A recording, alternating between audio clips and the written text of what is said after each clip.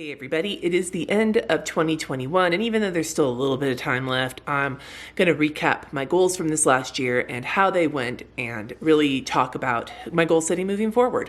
I did already mention some of this in the previous video about my planner lineup for next year, but I'm probably going to bring some of it up in this video. So I used the Cultivate What Matters Powersheets this last year. Is the third year I've used them, and this next year I won't be using them. Like that last video said, I'll be swapping to Moxie Life for personal and like all life goals and HB90 system for work goals, which I actually did earlier this year, which I will bring up when I talk about the work-related goals I set at the beginning of the year in my Powersheets. So let's just jump right into it with goal number 1, which was my community goal for work, grow my community both deeper and broader. So when I said, what does success look like? I said 100,000 subscribers. That hasn't happened, but I did grow. My community did grow, and I feel like it did grow deeply. A couple of things that happened within this goal that I'm proud of. The decision to not reopen the Facebook group, which I thought opening it was going to be part of this process of growing the community, nurturing the community. And instead I realized that if I reopen the Facebook group right now, it would just add nothing but stress and pain to my life. So I said nope, and I'm actually proud of making that decision. I also have really loved doing my weekly live streams, and I'm going to continue doing those into the new year. So there's been aspects of it that it's been a very slow slant upwards, and I'm fine with that, and I'm fine to continue that in the next year. And with my HB90 goals, I have not set those yet, but I'm assuming there will probably be one around growth of my community and such, and because that's what I did this last quarter, and those were a little bit more reasonable than 100,000 subscribers, and I have met those. The point being is that I feel good about my progress on this goal. I did not do everything I set out to do, but I did make progress. Goal number 2 was my systems and sustainability goal in my business, mainly with the end result being to have hired help. I haven't done that. I will say that I think a big chunk of that is because of our move to Denver, which meant I stepped away from a lot of work for about 6 months. And then when I came back to work, boundary setting was a big idea. I'm starting to really understand where I'm going to want to hire help in this next year, which is good. And I am starting to get to a point where I feel like I could sustain some help. So that is also good. But I did not achieve that. And I have burned out, which is the thing I was trying not to do. So I don't feel great about this one. But at the same time, I understand why I don't feel great about it. I feel like if I had been able to throw the energy I'd hoped for at the beginning of the year at it consistently throughout the year, that might have been better, or it might have turned out differently, but that's not what happened. I should also add, I guess, right here, if this is your first video with me, we found out at the end of January, which is a month after I wrote these goals, that my husband was getting transferred to Denver for work from California. And so a big chunk of our year was caught up in moving across states. So that did throw quite a monkey wrench into my goals. Goal number 3 is my infusing my business with creativity goal. Infuse all aspects of my business with creativity. I feel very good about this one. I am still working on it. It is a continual work in progress, but I feel like I have, especially with the moving and having my own basement office and everything else, I have had the opportunity to really start thinking about work and all the different aspects of it in a more creative way, which has felt really good.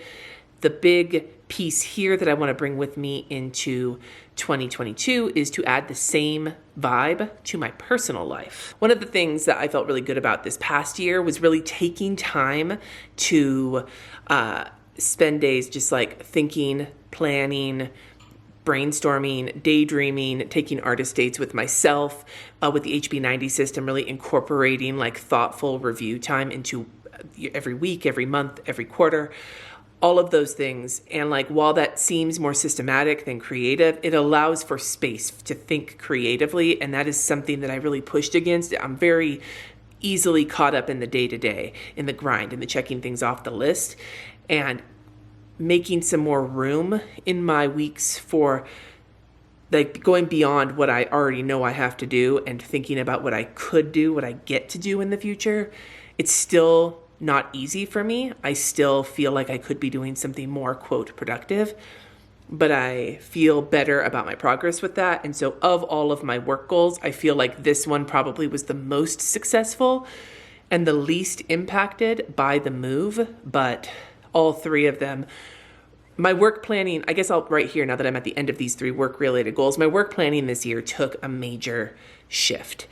Basically, and this is kind of the conclusion I've come to, and I've already talked about it a little bit in the previous video, but I have outgrown the Powersheets, both work-related and actually I think personal-related too. I may come back to them, but currently I need something more robust for each area. For my personal life and for my work life, I need something more robust. And I figured that out mid-year with my work goals, and then for the last quarter of the year was when I really went all in on taking my work goals out of my Powersheets and going to the HB90 system. And I'm feeling better about that. So even though my feelings about these goals are mixed at best, I recognize that this year in terms of work goal setting was very transitional to go with all of the other transition I had to deal with. So now that we have moved to the fourth goal, which is my empowering my kids to be adults with a strong sense of self. So this one has been an interesting goal. One of my kids is hurtling towards adulthood with a purpose, and I have not been able to keep up facilitating some of the things that they need. So in that sense, there is a success there in that this particular one of my kids is very much becoming an adult with a strong sense of self, and I actually need to be a little more, maybe a little less flaky in helping them with that.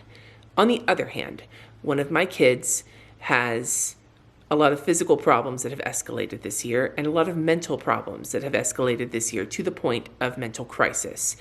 And so helping them become an adult with a strong sense of self this year took a back seat to helping them just be able to function in general and in the world. And we are making progress on that. It feels like they actually referred to it as it felt like we've been spinning our wheels for so long trying to figure it out. And now it feels like there might be a little bit of traction under those wheels. So I have hope. But the phrasing of this goal and the way I thought about it, it kind of became secondary to some other things that we were dealing with, and I'm okay with that. So I actually feel really good about this goal, even though in terms of my own progress, helping them with that, it hasn't been that great. But at the same time, I feel like Jess and I have both been very good at supporting the kids through what they have needed. And while I might not be quite as on the ball with some of these things as I was hoping to be, with one of my kids at least, I feel good about where we are right now at the end of the year, given the circumstances that we're in. It's as much as I can say without getting too personal, because it's not my story to tell. Goal number 5, create a secure, life-giving home. This goal took a major turn, again, with the Denver move. I actually rewrote it. Like most of these didn't get super rewritten. Even with the Denver move, they just sort of got redirected. With the Denver move, it got rewritten to, I'm looking for my, where is it? Refresh. This one, I'm so prepared. This one got to establish a new home both for our family and in the community. So, in that sense, we have established the new home. The home actually feels very lived in. I wasn't sure about that, but then we had house guests and they commented on how amazed they were at how lived in this place feels with us only having lived here for a few months. So I guess I'm very proud of that.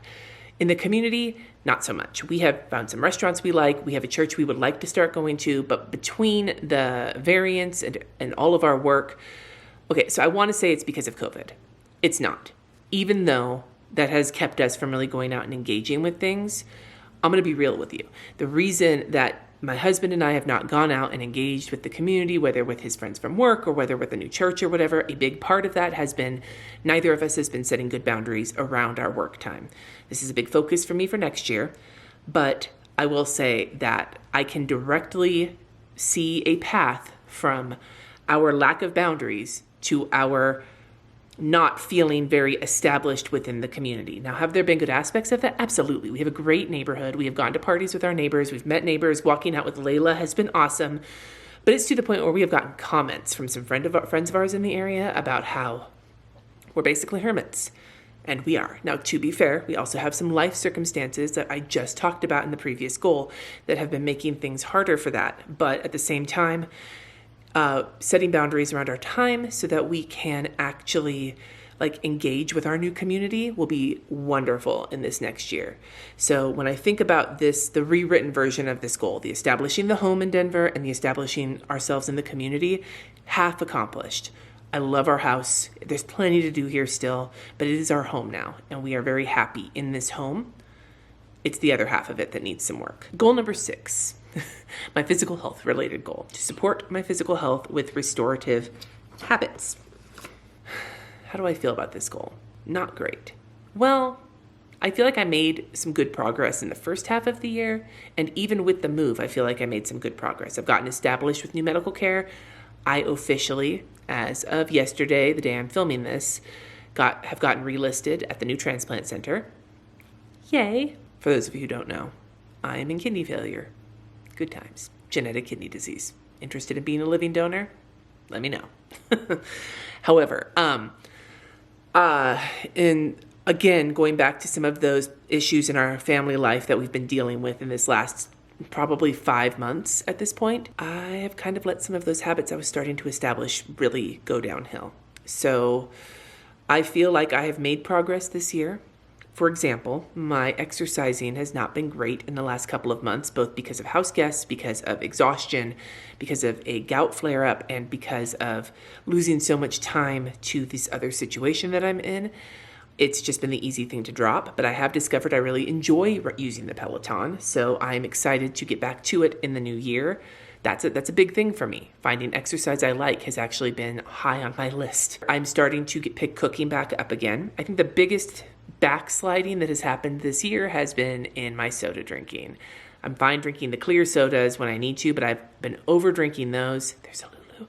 Over drinking those, as well as getting back to drinking Dr. Pepper more often, which had been something I had dropped. So that's something that I need to very much work on, because soda is one of those things that is I'm not anti-soda. What I am anti is being dehydrated, and we live in a place with desert climate now in Denver, high altitude desert climate. And so soda, by drinking that instead of water, that I'm not helping myself. And on top of that, the phosphates and shit that are in the soda, my phosphates are good right now, which is probably why I've been able to tell myself it's okay that I'm drinking Dr. Pepper again. But one of my big things for next year is to be compliant with everything the transplant center wants, so nothing stands in my way of a transplant. And dropping soda is one of the most obvious and easy things to do. So while I am feeling good about some of the progress I've made this year, I know I have a long way to go. And I also know that having continual conversations with myself about what does wellness, that's as a word is really starting to gross me out, means to me, what health means to me, why I want to do these things is going to be something that is an internal monologue that will be happening a lot in the next year. My number 7 goal was my mental health goal, to prioritize my mental health. This is another one where I feel really good about it and also recognize where I have fallen very short. I feel really good about the fact that I feel I've managed to get through a large amount, most of the transition and kind of traumatizing family things that have been happening this year. Being a mom and having one of your kids go through crises, both physically and mentally, is really hard. And I am impressed with myself that a lot of the work I have done and a lot of the medication that I am on has kept me from completely melting down, which would have been the case just a year ago. So I feel good about that. I feel like in a place where, when it comes to crisis management, my mental health is actually in a pretty good place, which has not always been the case for me. On the other hand, and I've said this so many times in so many videos recently, I need to reclaim some of my personal life back, and I need to reclaim some time for myself back.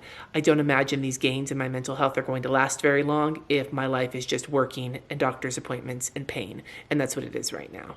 Working, doctor's appointments, and pain. Both my physical pain and the mental pain of seeing people I love in crisis. So, yeah. Again, I'm feeling of two ways of this goal. And then number 8, cultivate big picture adulting practices. Probably the most successful of all of my goals. There are still things I haven't done yet. We still haven't written the will yet. But there's some repairs around the house, like maintenance things that we still need to get going. But overall, I'm going to give myself a big thumbs up on this because aside from everything else, we successfully moved from California to Denver. I have never moved farther than an hour and a half away from where I lived in my entire life. We moved a household. I moved while I am currently being listed at a transplant center. Our custody situation changed dramatically. We have reestablished doctor's appointments. I have managed to get my kid in to see more specialists than they have seen in 4 months, more doctor's appointments than they have been in their entire life, and have gotten great care from them. Our house is beautiful. We are getting regular pest maintenance. We adopted a dog and have been on top of that process. I feel like we have been doing very well at the adulting game this year. So this goal I feel very good about, which is good because even though I still don't feel like a grown-up, at the very least I feel like I have adulted enough to say maybe I get one of those little stickers that said I adulted this year, because I did. So hell yeah. The other thing I haven't talked about yet with my goals is my 21 and 2021, which I will talk about in the video where I talk about because I'm going to do this again. I'm going to do a 22 and 2022, very tied in with my goals. That will be coming, I think on New Year's Eve, maybe. I don't remember. Anyway, stay tuned for that. I'd love to hear from you in the comments. When it came to any goal setting you did this year, is there something you're really proud of? It doesn't have to be big. It can be whatever you're proud of. It can be small. One of the things I'm super proud of that I didn't even mention is that I've kept houseplants alive for months now. Not all of them, but most of them. It's worth it for me. So let me know in the comments below. Thank you so much for watching. Subscribe if you haven't already. And until next time, friends, peace.